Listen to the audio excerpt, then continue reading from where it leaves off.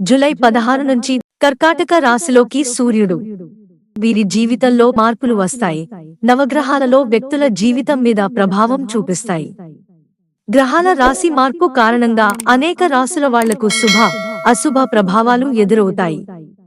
గ్రహాల రాజుగా పరిగణించే సూర్యుడు నెలకు ఒకసారి రాశి చక్రం మారుస్తూ ఉంటాడు. అలా మొత్తం 12 రాశులను పూర్తి చేసేందుకు ఏడాది సమయం పడుతుంది.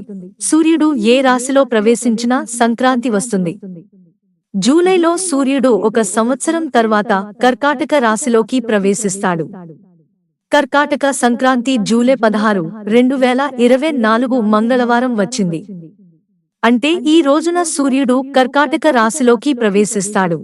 సూర్యుని సంచారం ఉదయం 11:29 గంటలకు జరుగుతుంది.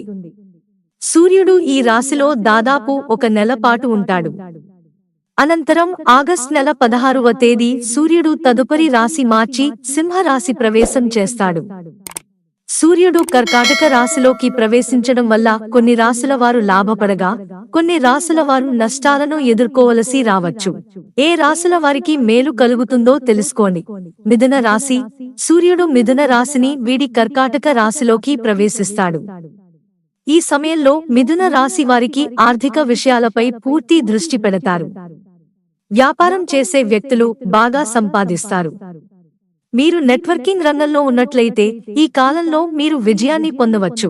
మీ చుట్టూ ఉన్న పరిస్థితులు మెరుగుపడుతున్నాయని మీరు కనుగొంటారు. మీలో కొందరు కార్యాలయంలో అవార్డులు లేదా గౌరవాలు కూడా పొందవచ్చు. ఆర్థిక రంగంలో కొన్ని శుభవార్తలను ఆశించవచ్చు. తులా రాశి. సూర్య సంచార ప్రభావం వల్ల మీరు మీ కెరీర్ పై గతంలో కంటే ఎక్కువ దృష్టి పెట్టగలుగుతారు. సూర్యుని సంచార ప్రభావం కారణంగా మీరు మతం, ఆధ్యాత్మికత వైపు మొగ్గు చూపుతారు. ఈ కాలంలో మీలో చాలా దాన ధర్మాలు చేస్తారు. స్వచ్ఛంద కార్యకలాపాలలో పాల్గొంటారు. ఉద్యోగంలో కొత్త మార్గాలు తెరుచుకుంటాయి. సామాజిక రంగంలో మీరు చేసిన దాని గురించి మీరు సానుకూల అభిప్రాయాన్ని పొందే అవకాశం ఉంది. ప్రతి ఒక్కరూ మీరు చేసిన మంచి పనుల గురించి మాట్లాడుకుంటూ మెచ్చుకుంటారు. మీన రాశి. కర్కాటక రాశిలో సూర్యుడి సంచారం ప్రభావం వల్ల మీ సమస్యల పరిష్కారానికి భిన్నంగా ఆలోచిస్తారు. ఈ కాలంలో మీరు పనిలో కొత్త లేదా సృజనాత్మకంగా ఏదైనా చేయవచ్చు. మీ ప్రతిభను ఉన్నతాధికారులు కూడా గుర్తిస్తారు. ఈ సమయంలో మీ పిల్లలతో గడపడం వల్ల మీకు ఆనందం కలుగుతుంది.